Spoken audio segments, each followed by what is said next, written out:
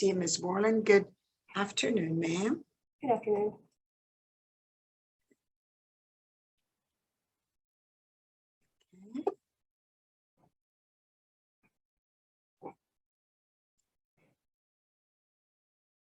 There we go. And I see Mr. Tanner here on behalf of the appellee. Good afternoon, sir. Good Excellent. afternoon, Your Honor. Very good. So the panel is ready to proceed. Ms. Borland, you are the plaintiff's counsel, the appellant's counsel. You have 20 minutes. How much time do you wish to save for rebuttal? I'd like to reserve 5 minutes, please, Your Honor. Very good. 5 minutes it is. And whenever you're ready, please proceed. Okay, may it please the court, my name is Marie Borland. I'm with the Hill Ward Henderson Law Firm. We represent the petitioners Johns Hopkins All Children's Hospital and Catherine Beatty. And for the sake of simplicity, I'll refer today to the hospital as the hospital. Today, we're requesting an opinion from the court, quashing the trial court's order, granting the plaintiff's motion to amend to assert a claim for punitive damages for failure to follow the procedural requirements of Rule 1.190 and also 768.723 Florida statutes. The argument today, Your Honors, is very straightforward. Rule 1.190A and F, and 3 district courts of appeal have already said this. When you file a motion to amend to assert a claim for punitive damages, you must attach a copy of the proposed amended complaint to the motion. Ms. Borland, can that be waived? Your Honor, the only case, and it has been cited in this case, where it appears that that happened was in the Robbins case where no objection was ever made. So I don't know if it can be made, but what I waived, I'm not conceding it can be waived, but I will say that the 5th DCA in both Varnador and Coles, the 3rd DCA in Fetlar, and the 4th DCA in Lineberger, I think I have those last 2 correct. They all said that the failure to attach a proposed amended complaint along with the motion to amend is a departure from the essential requirements of law, warranting certiorari relief. So I would say that, no, I would say it can't be waived. The Florida rules of civil procedure are rules. We're bound as attorneys and as litigants to follow the rules. And in any event, there was no waiver in this case, so that really wouldn't be an issue. Well, you know, when I read the record and the transcript of the hearing, there was, I believe, in a written response to the motion to amend, a reference to the failure to attach the amended complaint. But then there was discussion at the hearing about it. And it looked to me, I think it was Mr. Hunter, looked to me like he went along with this notion of just allowing amendment by interlineation. So And then the court, you know, then to the extent there was some uncertainty, the court invited him to bring it up on, I guess, on a rehearing if there was a problem with that they discerned after the hearing. And when that was done, when he did that, I don't think he made the same specific argument. So, Your Honor, he did, with all due respect, he did make the argument. So, and we've said this in our He went back in that motion for rehearing and said it should have been attached to the complaint. Yes, the motion for Okay. reconsideration on page 2, the motion for reconsideration filed on November 23rd, I think it's at 449 and 450 in the appendix. Were required under Florida Rule of Civil Procedure 1.190 to file a motion for leave to amend and to attach the proposed amended complaint to their pleading, cited Rule 1.190A and F, also the Fetlar case. So that was, I believe, yeah, that was the very first argument that was made on reconsideration. Okay. Ms. Borland, one question is, let's say it can't be waived. In some of the cases you did cite, they didn't file the proposed amended complaint at all. In this particular case, it's a little unorthodox. It's an amendment or supplement. And I wouldn't call this a supplemental pleading because the amendment for leave to amend for punitives has its own subsection, but still, either way, it clearly includes all of the allegations that they seek to insert into the 5th or 6th amended complaint, should that be granted. It seems to me that not getting the proposed amended complaint at all is a lack of due process. You just can't formulate a defense and you can't respond. But here, he's simply saying, this is exactly what I want to add to it. How are you prejudiced with this type of filing when you know exactly what they're asking to be inserted and added to the proposed amended complaint? Well, Your Honor, to answer that question of prejudice, I want to go back just a step. Your Honor knows, because I believe Your Honor was on one of the panels earlier when there was an attempted amendment. So there were two attempts before this third attempt before Judge Walker. It was essentially the exact same evidence. So we would submit there's never been any evidence. There have not been allegations that would put us on notice of any conduct on the part of the hospital as a corporation that would warrant a claim for punitive damages. So we fast forward now, we have a new judge, Judge Carroll, and then as Your Honor mentioned, we have this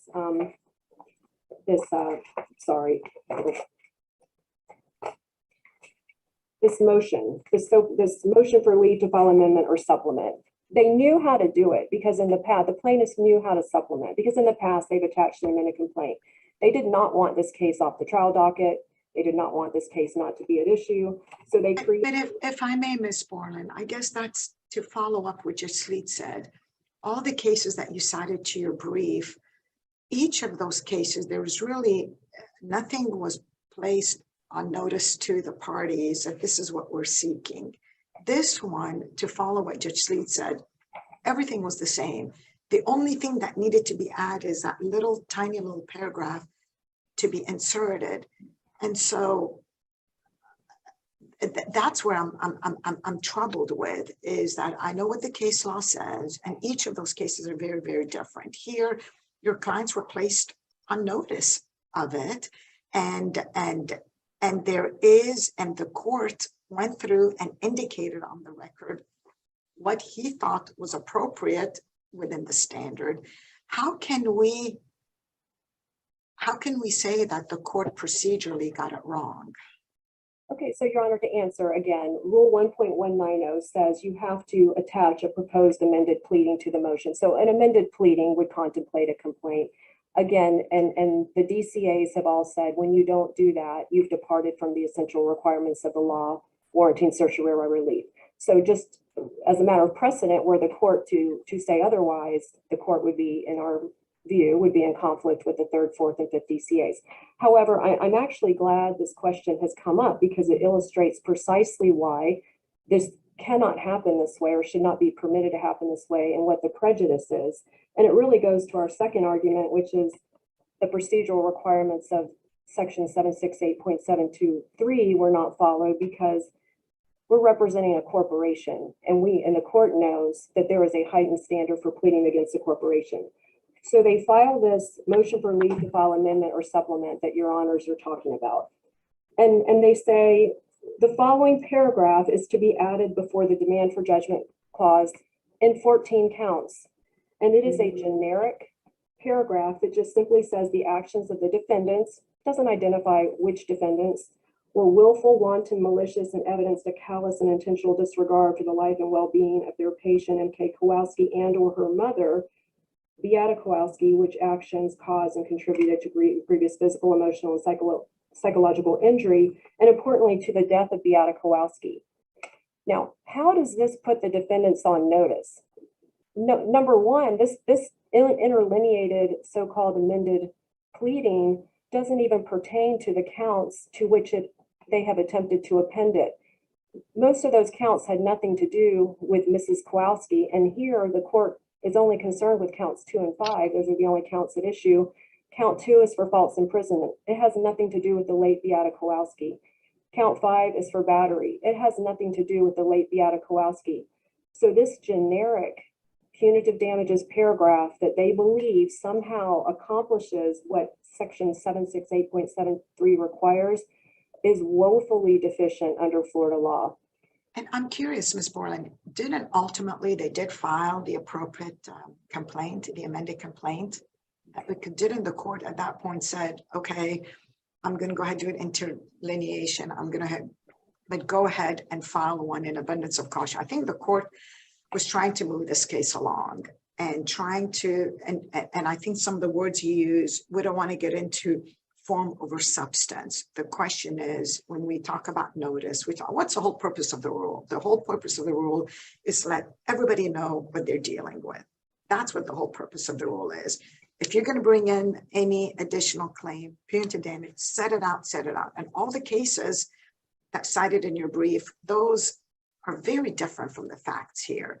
And so help me out in terms of, is it form over substance? The amended complaint was ultimately filed. Your clients were made aware of it.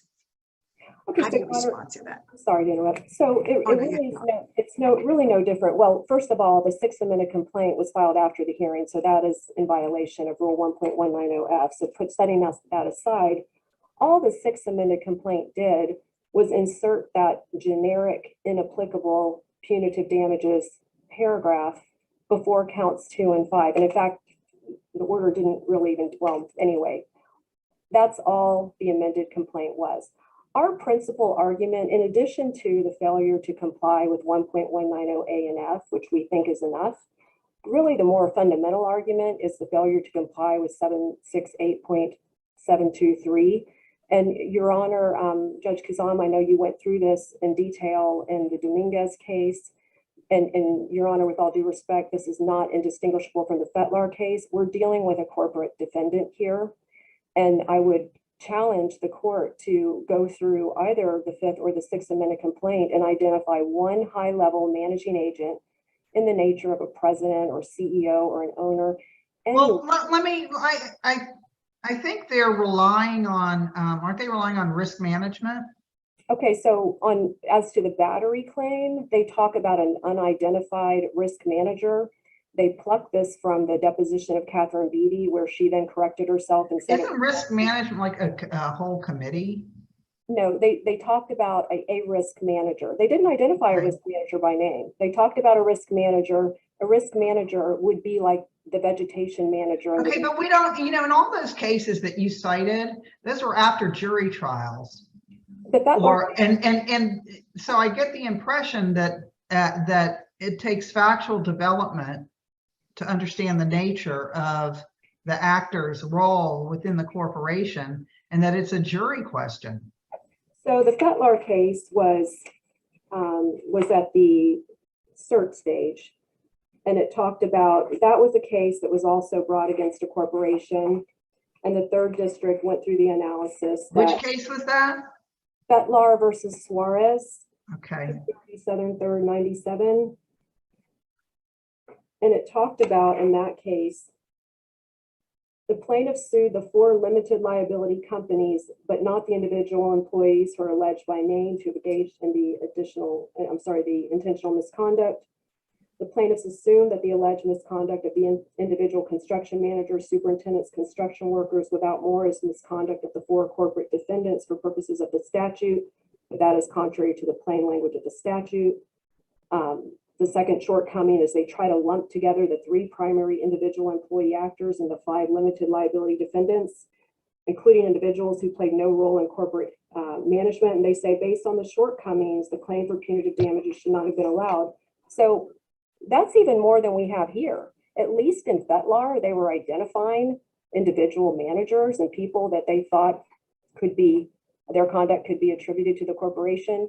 There is not a single individual from the hospital identified with respect to the count 2 false imprisonment claim, not one. But do you have to identify them by name? Or is it proper just to identify them by position, whether it's managerial or not? Well, I'm not really sure, Your Honor, to be honest. I think the better practice clearly is to identify them by name, because once again, if the legislature has imposed a heightened standard for corporate defendants and the point is due process and a lack of prejudice and notice, how in the world can a defendant proceed to defend itself at trial from a punitive damages claim if the defendant is not on notice of who the bad actor even is? So I would say the best practice is to provide detail as to who these individuals are. But in this case, it really doesn't matter because as Your Honor, Judge Kelly has stated, there's been some vague reference to a risk manager, which quite frankly, the evidence doesn't really bear that out. But a risk manager does not fall within the definition that this court has assigned to a. Well, we don't know that because we don't really know that. Well, we know the hierarchy of a hospital, Your Honor. Well, and- no, we really don't know the function of the risk management committee. And, based on this record, we don't really know, but they can have a risk management committee can have a significant role in dictating the policies and procedures within a hospital. But I don't think. And Ms. Borland, before you're about to get into your rebuttal time, I just wanted you to be aware of that. Thank you, Your Honor. So the court in Dominguez said the managing agent for purposes of the statute is someone in the position of the corporation which might result in the acts being deemed the acts of the corporation. Says even vice presidents and managers are not enough. People like presidents, owners, and CEOs. A risk manager. Well, that's interesting because of how a hospital operates. Correct. So I don't, Agreed. I don't know that on this record, we know enough to dismiss saying, oh, a risk management officer isn't enough. Well, I'll conclude with this, Your Honor, for purposes of my direct. We have a substantive right not to be subject to a punitive damages claim as a matter of law. The legislature has imposed a heightened standard against corporations. It has to be both alleged and evidence has to be presented. There is no allegation of a risk manager. There's been no identification of anyone. So this was a deficient, even if we could accept this interlineation, which we submit we cannot for all the reasons we've stated. The Okay. procedural requirements have not been satisfied, and we would request an order quashing on that ground alone. Okay. All right, Ms. Borland, do you want to save the remainder of your time? You have about 3.5 minutes for rebuttal. Thank you. Very good. Okay. Mr. Tanner, whenever you're ready, please proceed. Thank you, Your Honor. May it please the court. Good afternoon, Your Honor. Mike Tanner of Gunster, Yoakley, and Stewart for the respondents. And I do want to go through and respond to the questions that each of you judges has raised on the procedure. And if you'll give me a few moments, I will do that. But Judge Kelly, I would like to just pick up on the point you raised here because I do want to correct that. The record reflects, and this is in the trial court's order of December 7th, that we're not talking about a risk manager. It was risk management. And in the proffer that was presented to the trial court was presented the hospital organization chart and the policies of the risk management committee. And I emphasize that because the case law is very clear that you can have a senior committee, I think as your question indicated, you can have a senior committee of an organization with enough policymaking authority to be deemed to trigger corporate liability under the statute. And one of the cases that I would commend to all of you is in the Dominguez case, which Judge Kazam, you wrote that opinion, the Capital Bank versus BMV decision in there. Capital Bank dealt with the issue of whether a loan officer of a bank had sufficient seniority within the organization to trigger liability under the punitive damages statute. And the court held there that it did not, but it said in dicta, and this is dicta, but I think it's instructive dicta, that the officer was neither a member of the board of directors nor a member of the loan committee. And then that case also cites another case, Mr. Furniture Warehouse from the 11th Circuit, the federal 11th Circuit, which made the same point. It was reviewing the authority of an individual within a corporate organization and made the point that one of the issues they were looking at was whether the individual participated in the making of policy. And so in the record that the trial court had, and the trial court made the statement on the transcript, which is in this record, that he had reviewed everything submitted by the plaintiffs. It noted that the vice president of medical affairs sits on the risk management committee. And as I said earlier, the hospital organization chart was submitted, as was the risk management policies. That's what the trial court had before it when it looked at this issue as to whether sufficient corporate involvement had been demonstrated for it to find there was a reasonable basis. Now, I need to say, though, that the hospital has never put the full proffer into the record in this case, even though they. And one thing, Mr. Tanner, that I want to be able to, and I didn't get a chance to tell Ms. Borland, the case that I was involved in, that was at the conclusion of the full trial. Here, Absolutely. we're at the beginning, and that I think is a bit distinguishable because all the evidence was already presented. And to follow what Judge Kelly said, we don't have that here. Oh, I'm sorry, I didn't mean to interrupt, Your Honor. No, that was it. Go ahead, Mr. Tanner. Well, precisely, and you anticipated the next point I was going to make. That was after a jury verdict and a final judgment. And of course, there was a full opportunity to present evidence at trial and full discovery, and we haven't had that here. We're at the pleading stage. So I just wanted to address that issue straight up because it was the last point that Judge Kelly raised. It is the Risk Management Committee, and I would ask you to look at page 8 of the trial court's December 7 order, where it recites the testimony of the social worker. We're not talking about a risk manager. The evidence in this record is it's the Risk Management Committee. So let me go back and just, if I might, Your Honors, all three of you, to address the points that you all touched on in your questions, and just briefly take you through the process that was followed here. And I want to do that because this is a certiorari proceeding.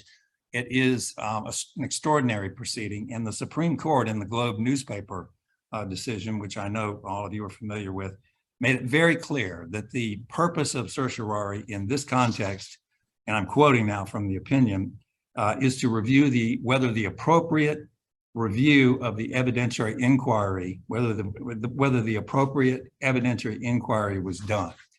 It's not to review the sufficiency of the evidence. It is to review whether the procedures were followed by the trial. Mr. Tanner, what I've learned real quick being in this court is 20 minutes is really short.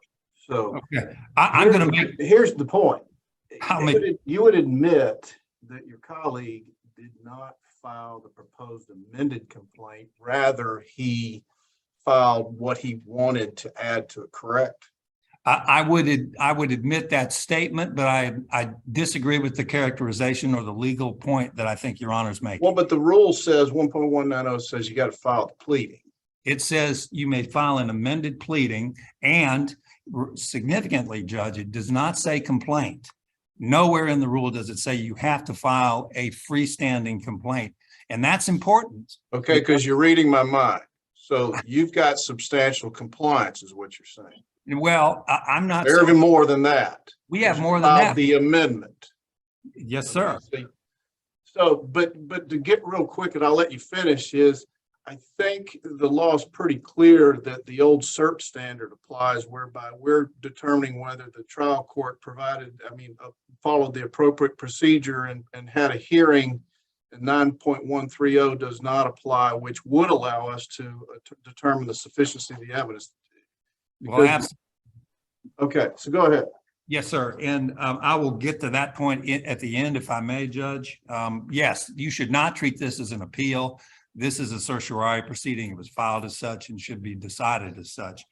But back on the point you raised, Your Honor, it's important that 1.190A uses the word amended pleading. It doesn't say complaint, and it doesn't say freestanding complaint. And that's important because subsections D and E of the rule both expressly contemplate amendments or supplementations to the pleadings through supplemental pleadings. And in fact, subsection E is very specific when it says that the trial court has discretion to add anything, any material to the pleading by supplement. And so what was done here, if I might just quickly go through, and Judge Sleet, I'm aware of your admonition on time being short, but quickly, there was all the procedures were followed. There was a motion, a written motion. Attached to it was a supplement, which is a pleading under Rule 1.190 and 1.110. And those are in the appendix that was filed by the hospital. Those were both filed more than 20 days before the hearing. There's no dispute about that. There was a written proffer, and that was filed more than 20 days before the hearing. And although the proffer itself is not in this record, the index of the proffer is in this record, and that's at the respondent's appendix beginning at page 440. And it goes through and lays out the voluminous proffer that was filed more than 20 days before the hearing. There was a hearing. The transcript of that is in the record. The defendants were allowed to appear at that. They were allowed to make arguments. They filed briefs in opposition. They even filed a contra-proffer had filed one earlier, and it stood over. And then at the end of that process, the trial judge entered an order in which he said, and I'm quoting here, it was shown by evidence in the record that they have a reasonable basis for the recovery of punitive damages, which cites almost verbatim the requirement of subsection 1 of the statute. The hospital then filed a motion for reconsideration in which they asked, among other things, for the trial court to set out the findings in detail as to what was the basis for that. There's some ambiguity in the case law on whether that's required or how much of that is required, but the trial court obliged them. And he entered the December 7, 2021 order, which we take as the operative order in this case. And that order went through in great detail and described the conduct on which the trial court was basing its decision. And I must say, if you look at that order, trial court order, it is far more detailed than the order in Dieterle, which I know, Judge Sleet, you're very familiar with that one.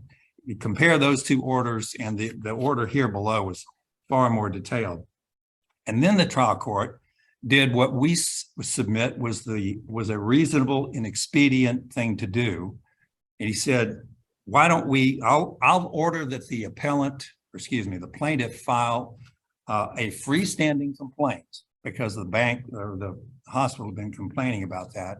I'll let you file a freestanding complaint, go ahead and do it, in which you incorporate the operative provisions of the supplement that I have granted, not all of it, but what I've granted. You can put that into what was the 5th amended complaint and file that as a 6th amended complaint. And that was done. And we submit to you that one cannot look at that procedure and say that there's anything other than the most technical objection to it.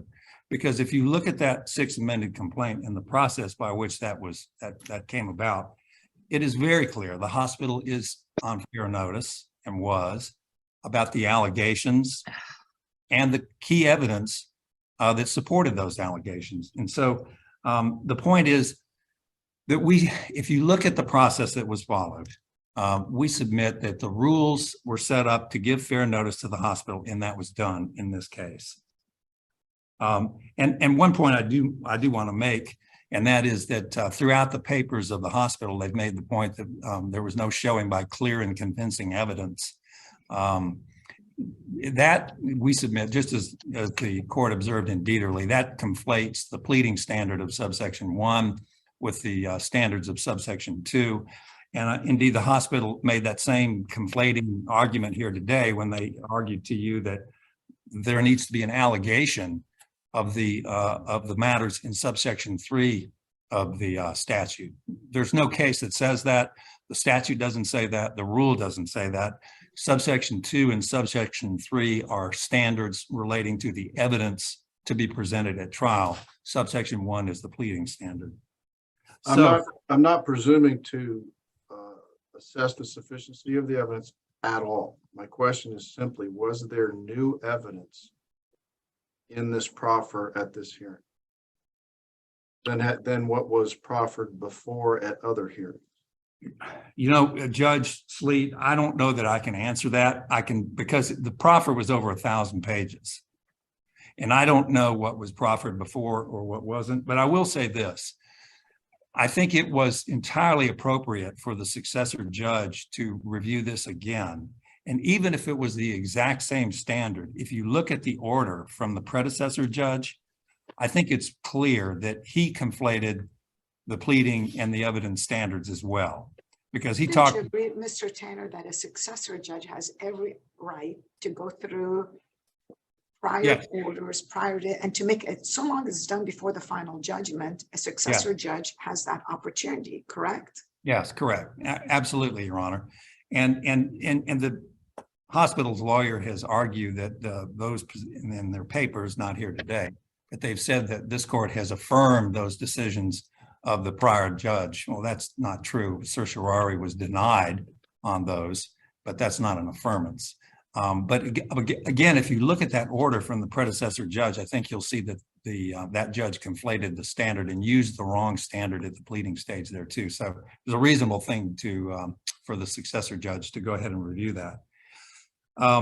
What I would close on this point, part of the argument, by just saying, again, if you look at the process that was followed, and if you look at the detail in the court's 12-7 order, and you look at the detail in the pleading itself, in counts 2 and 5, that lays out very specifically what the conduct was, one cannot say that the hospital was not on fair notice of the claims and the key evidence. Now, obviously, they disagree with that, and they obviously disagree with the evidence, and they will dispute that, but that's what trials are for.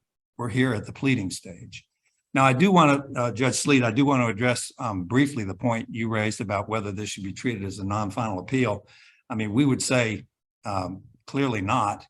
There is no rule or case law that allows you to take a properly filed proceeding under one provision of the Constitution and then mid-proceeding convert it into another proceeding under a different provision. Because the cert was filed, the petition for cert was filed on 12/15/2021. Right. And the rule came in effect April 1, 2022. Is that correct? That's correct, Your Honor. And so we gave you the Vital Pharmaceuticals case from the 3rd District. We think that was correctly decided, and we think it's instructive on 3 levels. Number one, it did an excellent survey of many prior decisions of the Supreme Court adopting rule amendments and how those have been treated on this issue in the past.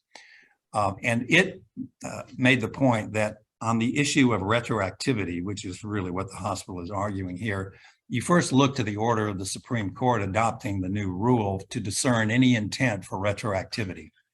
And that panel concluded in that case, the Vital case, and we agree with it, that there was no expression of retroactivity in the order adopting the rule here that we're talking about. And so then the Vital Court went on to say, that being so, if there's no indication of retroactivity, then you simply look at the point in time when the appellate court's jurisdiction is first timely sought. When is the appellate court's jurisdiction first timely sought? And if that is after the effective date of the new rule, which was the fact in Vital, then the new rule applies. But if the appellate court's jurisdiction is timely sought and can only be timely sought before the effective date of the new rule, which is the fact here, then the old rule applies. So we commend that to you. We think that's the correct result. We think it is very instructive for the result here. And the other thing I would ask you to do is follow the example of another panel of this court in the Sarasota County Hospital District case, where they declined or said they would decline to convert a prohibition proceeding into a non-final appeal, notwithstanding an intervening rule amendment that allowed some of the immunity issues that were involved in that proceeding to then be dealt with as a non-final appeal. And that's at footnote 4 of that decision. So I will conclude by saying the proceeding here was fair. It gave fair notice to the hospital. The trial judge bent over backward.